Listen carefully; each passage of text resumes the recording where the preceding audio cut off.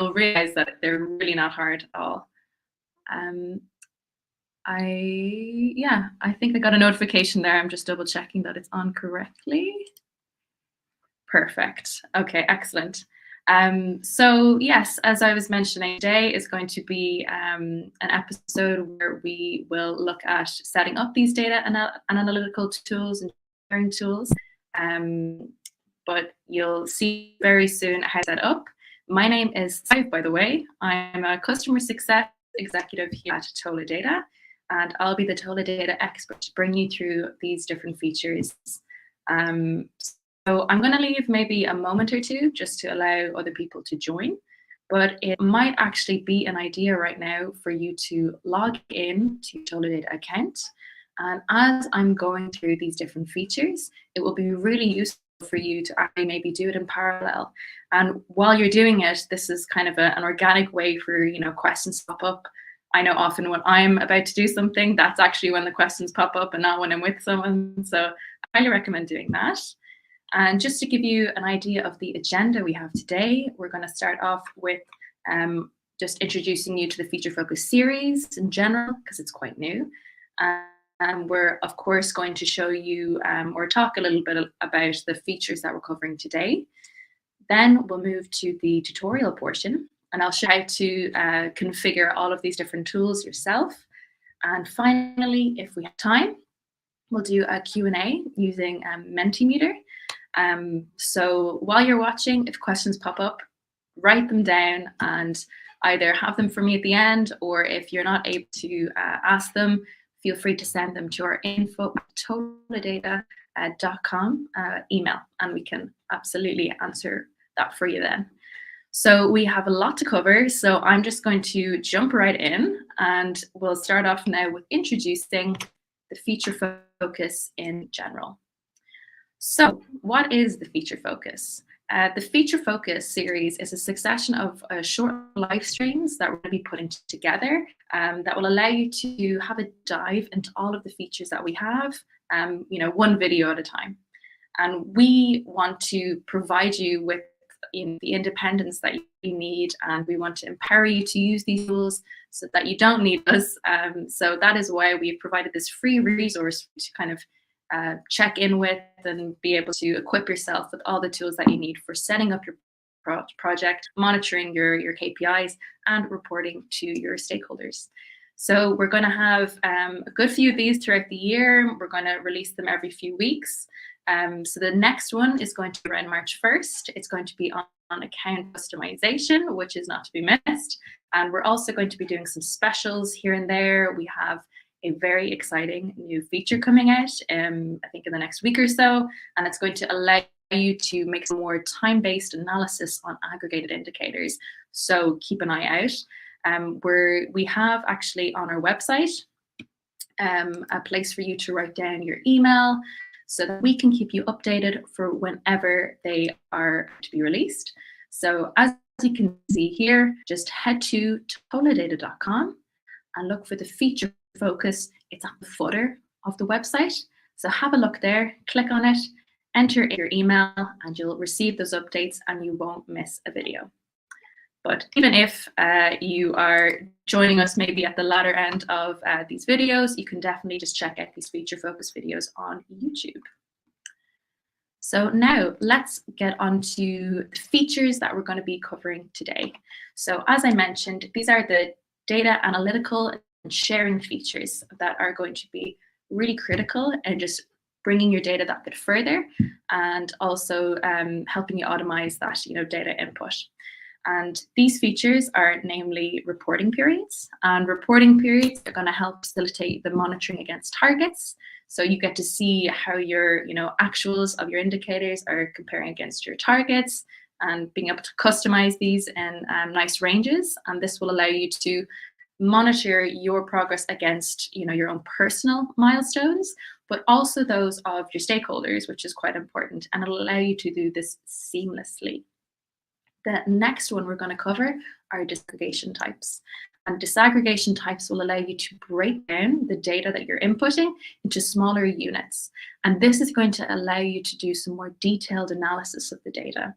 You can see how, your data and your project program policies are impacting certain people groups. You can see how your program, the factors of your programs even are influencing the progress of your program. So it is going to be very useful for you to have set up from the get-go. And then finally, we have data share. And so we're going to show you today how to share your data securely and transparently between projects, so you can enable sort of a data exchange, and also how to aggregate this information so that you could set up this hierarchical multi-program aggregation across and see your overall impact, which of course is going to be very profound and very exciting for you to be able to share with your organization and with your stakeholders, of course. Now, just to highlight where you can find these different tools with the total data metrics, or even on the platform itself. If you're on your account, if you see the details section, it should be kind of on the left-hand side of the navigation panel, one of the first sections. If you look in there, you're going to see a whole list of different tabs. So if you see these labels here, these correspond to the tabs in the details section. I've highlighted, it might be difficult to see, but I've highlighted where these data analytical tools fit. So there's like a green highlight around them. And these tools will feed into your analysis on the indicator level, and of course then on the dashboard level when you're reporting. And then the sharing tool that comes a little bit later after these tabs. This, again, as I said, will allow you to share data between projects and allow you to set up that aggregation. It's going to be very useful for many different organizations. Now, why did we create these features in the first place? Well, there are so many reasons why we have them on the platform, but maybe just to sum them up in maybe 5 points. I have here. These features help you predominantly with the automation of your M&E. Now, automation is fantastic if you can get it in any part of your M&E process. This is going to help you process your data quicker. This is going to allow you to have a higher standard of data quality. And it's also going to help you give back the time that you need to do other things and to dedicate your time to things that need your full attention. So by having this, you're going to have a nice real-time feed of information, and this is going to help on the second point here, and it's going to allow you to improve your decision-making because you have the data now that is more accurate, it is more quality-rich, and it's going to allow you to be able to make more data-driven decisions, which is going to be super important to make the most out of your projects, and also to be able to have very enriching conversations with different organizations and also with your donors. And so this data as well is going to allow you to gain valuable insights. You're going to be able to see this data in a more profound way, be able to break it down to more smaller units of data. The data will be communicating with you throughout your program. It's going to tell you about different trends and different patterns that is happening. And this is going to allow you to be able to make, some maybe changes if you notice some problems or some issues coming down the line. So this real-time information is going to be so impactful to have from the very beginning. Then next, these tools help provide flexibility to your needs. With our ethos here, we want you to be empowered with these tools. We want you to have the ability to be able to customize the account and as much as possible so that they fit your needs and they allow you to, report to your donors seamlessly, to, be able to have more insight. So that is why you have full control over the configuration of these tools. And then finally, I'd say a huge element here is being able to see your overall impact. This is going to be huge in being able to boost the morale of your team and being able to be proud of what you demonstrate to your stakeholders, and also to be able to show this to the world and inspire other people. So a lot of good things involved with these tools. So now that I've outlined a few of them, we can now go to the tutorial portion. So we're going to be going through those 3 different features. We're going to start off with the reporting periods. So I'll be showing you an example of how to set up a custom reporting period that aligns with a donor, so that you can do this for yourself, whether this is for personal use or for an external organization. The next one we're going to be doing is we're going to be setting up a disaggregation type and also a range. So I'll give you an example of a very simple one. So we're going to be just doing kind of a gender disaggregation. And then for the range, we'll just do kind of an age range, what that would like to extract kind of ages from a range of different ones. And finally, we have setting up data channels between projects. And this is quite a straightforward one. And we'll just be showing you how you can exchange, your data from one project and how it might receive data from another. So with that very short presentation, we're going to head over now to the Tola Data platform. So maybe if you're following it with me, you can also hop over to your account. So I hope you can see that there. So I've just logged into my Tola Data account. I'm on the home page here where all my projects are listed. And I'm going to continue using actually the project that Hannah, my colleague who started this feature focus, that she actually set up. So this is a Kenyan school project that was set up a few weeks back. Now I want to go and configure my tools. And as we had seen in the matrix, the area to do that in is the details section. So if we look over on the left-hand side, you might notice that the second indented section is the details. So I'm going to head over there now, select it. And as I mentioned, you're going to see a whole range of different tabs here. And we're going to look for the first tutorial that we're going to do, and that is the reporting periods. So if we look through these tabs here, we'll see that the reporting periods is more toward kind of the right-hand side or toward the end of these tabs. So select that as well. So on this page, you'll see that there is kind of a little reference here to our standard reporting periods. So inbuilt on the system already is actually standard reporting periods according to the ISO standard.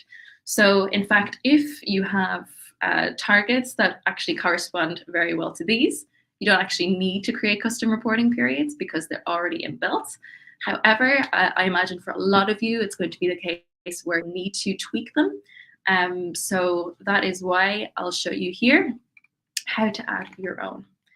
So the first step in doing this is to click the Add New Custom Reporting Period. You'll notice here that a pop-up appears. This is going to be your generator for this reporting period set. The first tab here is a drop-down menu. So for availability, you're going to just select the drop-down, and you'll see that you have two options. You'll see that you can link this report period to an individual project, or you can link it to every project on your account. And the reason that this is available is so that if you have, a stakeholder that is involved in multiple projects, you can have it that you can report on that same time period for all those projects. But if it's just for one individual project, you'll just set it as one. So that's what I'll do in this case. The next cell here is where you're going to input maybe the name of your donor, or you can just say stakeholder, whatever is useful for you, just to have a reference point of why you have this custom reporting period in the first place. So in this project, I'm going to imagine I have a stakeholder from, let's say, Australia, and it is involved with banking. And for that reason, no reason other, they need me to report in their fiscal year. So I'm going to name this my Australian banking funder. So now what we'll need to do is we're going to have to put a name to each of the different ranges. So I'm going to name them after the quarters. So I'll say the first one here, the name is going to be Q1. And so I'm going to input using these handy little tools, the date ranges. So the fiscal year will start on the 1st of July and it will end on September 30th. Now, since this is just a quarter. We'll, of course, need 3 additional cells here. So just to add a new period, simply click Add New Period. So now I'll input Q2. Start date is October 1st. I'll just quickly zoom over to October using those months. And this goes to December 31st. Add an additional period at the start date. So now we're going over to January. So this starts in January 1st, ends March 31st. And finally, our final quarter, Q4, on April 2024 and end June 30th. Now, if you want, you could actually continue on adding as many periods as you want. You could continue on into 2025, 2026 to your heart's content. You could even label these, Q1 of 2023 to down to 2024. Up to you. And you additionally can make as many of these as you like, so it can be super flexible. And once you're happy with all of this being inputted, you can click the Save button. That's it. All done. You can now link these to your indicators and report on these ranges. So that's it. Now that we've done this, if you have any questions, of course, note them down, let me know. But now that we've completed that, we're going to head over to disaggregation types. So I'll ask you now to head back up, top of the page, look through these different tabs, and look for disaggregation types. It's the next tab across. So here, you might have a few here that you've created already, but probably if you're watching, you might not have set up any at all. So that's no problem. You're going to be making many, trust me, once you've seen this. And this is where you're going to generate all of these different disaggregations. This is a highly flexible generator here, so you can make them, to reflect your community groups, your gender, your regions, etc., factors, whatever you like. So as I mentioned, I'm going to give you a simple example here, and we're going to set up a disaggregation based on gender. So to start this, we're going to head over to this green button. You may notice that across all of these videos, when you see a green button, it often will either mean to add a new element, or it will mean that you need to save something. So it's good to maybe have that in mind. So now this generator is open, the first thing you're going to do is you're going to put in the name of the disaggregation. So in this case, we'll just call it gender, because we want to break down the data according to gender. The drop-down menu here under availability, very similar to the report periods. You can choose to have this disaggregation for an individual project, but oftentimes, like for gender especially, you might want to have this set for every project, because what this will allow you to do is that if you break down the data with using one disaggregation, this means you can aggregate the data across many different projects, again, feeding into your overall view of all your programs and break down by gender. So you can see, oh, we've, positively impacted, this amount of women, this amount of men, this amount of non-binary, etc. So it can be very powerful. For this instance, however, I'll just do it as this project only, because we have a lot of gender disaggregation set up already. So now it's coming to filling out the labels. So how we're going to be dividing this up. So for gender, we'll just start off with the first two most common, male and female. If this is all that's required by your donors, that's fine. You can actually hit save right away. But if it's the case that you need to report on a few different genders, that's no problem at all. That's probably going to be more common. You can add additional fields by simply clicking Add New Field. So third field here, I'm going to enter in binary, and the final maybe prefer not to say. And voila, and that's it. I can hit save, and let's save. Again, I can link these to my disaggregations. Now, you might be wondering, well, that's great. Well, I can set up a simple disaggregation, but what if I want to be able to disaggregate by age ranges?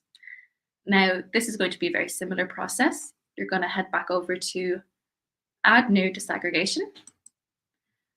You're going to head back and enter in the name. So in this case, if we're doing age range, we'll type in age range. Set the availability to this project only. And now the key difference is this checkbox here. You may have noticed it when I did the first one, but this is going to be used for ranges. So just give it a quick click and you'll see that below a few additional cells are opened. And it's here that you're going to configure your ranges, and you're going to help the system understand how to read these ranges. And you'll understand a bit more what I mean by that as we fill it out. So for the fields, this is what you're going to be naming these ranges. And this could be either, maybe the age groups, so maybe like toddler, infant, child, young adolescent, etc. Or you can do it by the range itself. It's entirely up to you. So for simplicity's sake, I'm just going to put in the range here. So I'm going to say 6 to 11 is my first range. I fill it out by using this number, kind of the lowest number, and I'll put it in range value 1, because this is kind of the start range. And then I'll put the high number, 11 here, into the second value cell here at 11. And now the key moment where we're going to be informing the system of how to read these ranges. And we're going to use that through the operator dropdowns. So if I select this, I'm telling the system, I want you to count ages that are equal to this number or greater. So I'll select that here. And then I'll hop over to operator 2. And I'll say, I want everything now either equal to 11 or less than. So I'll select this. Now we'll try the next range. So this is going to be 12 to 15. Again, I'll put the lower number in the range value first. 15 up here. Don't worry about the redness. It's just trying to remind you not to forget them. Use this drop down, greater than or equal to, less than or equal to, and I'll input just 2 more. So next range, let's say 16 to 18. 16 in the first, 18 in the next. We want it greater than or equal to, or less than or equal to. And then finally, let's say you wanted to put in 18 plus, and that's it. It's not a range, it's just everything over 18. This is also possible. So what you need to do is input 8 here. You leave the second half, don't add anything here. And for the operator, you can use greater than. So it won't count this, there won't be overlapping. It'll just count everything that is 19 upwards. And then when this is done, you can hit save. But before I do that, you might ask, what is this checkbox up here? So what we mean by this checkbox is that when it comes to breaking down this data, the individual user cannot modify it. So if I decided not to select this, the user could actually input the data and change the range. So they could tweak it to maybe 6 to 10, to 15, to correspond maybe better with their data set. But if you're a large organization and you need to report in an aggregated way, in a very consistent way, that is when you'll definitely want to hit yes. So once I've done that, I'll click save, and it's all done. I can start adding it to my indicators. So that was a brief introduction and tutorial on the disaggregations. I am now going to head over to the sharing feature. And this is going to be the last tab on this list. So if I click that, I'll be provided with an overview of all of the different projects that either share data with me or that I share this data with. So I am actually having data shared from a project already, from Children's Art and Health. And this is feeding into this project, so I could actually use data from that project. It was shared by me. Again, this helps with highlighting transparency, so that if something is being misshared or not corrected, you can speak with the individual who shared it, maybe understand more why that is, and I'll date chart. So how long have we been able to use that data? So now let's say I want to aggregate the information from this project with a higher project. what I'll need to do is go to this blue link. So it should be called Share Data with Another Project. So if I can select that, I'll look up my other project that is kind of aggregating all this info. So I'll select this one. And just with that click, you are now sharing this data with this project. So if I head over this project, I can use data from this project to add to my indicators. And again, you get this info on who shared it and when. So that was a quick overview and tutorial on all of those 3 different tools. So I'll just briefly check the time. We have a few minutes left. If you have any questions that came to mind, we're going to bring you back here to our presentation. If you want to head over to menti.com, so www.menti.com, and enter in this code, you can actually send us some of your questions that you have, and I can answer for you on the spot. So I'll give you a few moments just to maybe load that up on your screen, enter in the code. You can let me know of all the questions that came up in your mind as you were watching. So this can obviously apply to people who have been watching the videos. Maybe in the future you can just send it to us via at toladata.com. But if you have any questions now, feel free to send them over. Would be happy to answer them. Let's see this one here. Is there a limit to the number of reporting periods I can set up on the system? Great question. So there are none. You can create as many as you'd like. I would recommend, though, that if you have donor-specific, okay, you have 3 different donors. Okay, perfect. Yeah, 3, definitely no problem. The only thing I would say is just to have it very tidy in your programs. Just link the reporting periods that are necessary to your projects so that when you go in and have to link them, it's not going to be messy or it's not going to be confusing. It's just going to be very direct and straightforward. Okay, nice. Hi, I'm creating a form and I wonder how fields work. I don't know what to type in. Thank you. How fields work.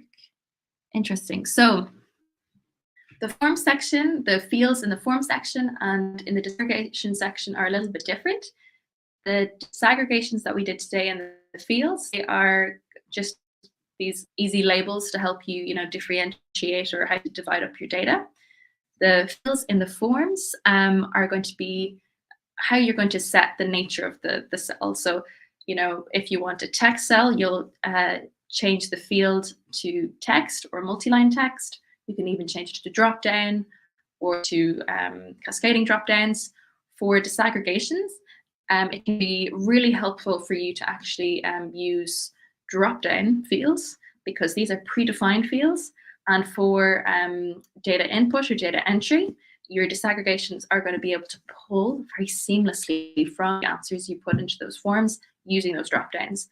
Because we actually have an auto pull feature, which means that when you're pulling from a data set, the system will be able to match the label that you put on your forms and the drop-down menus with the disaggregations that you've set up. So this again will lead to more consistency in your data and the automation, which would be key. And let's see, is there any other questions? Again, no problem if you're not comfortable with letting us know now. You can, of course, just contact us after, even through LinkedIn if you prefer. But I hope that the tutorials were in depth, and that's the reason why you don't have many questions.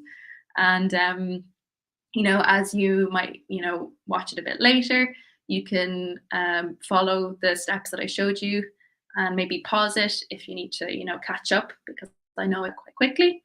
But it would be useful, I think, to train yourself by watching it maybe a few times. So I think we might be coming up to the end of the feature focus. It's been really fun to be speaking with you today.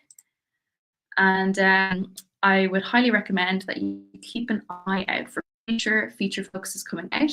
Again, I'll be coming out with a time-based analysis of aggregate indicators, which is going to be, again, very impactful to be able to use that tool.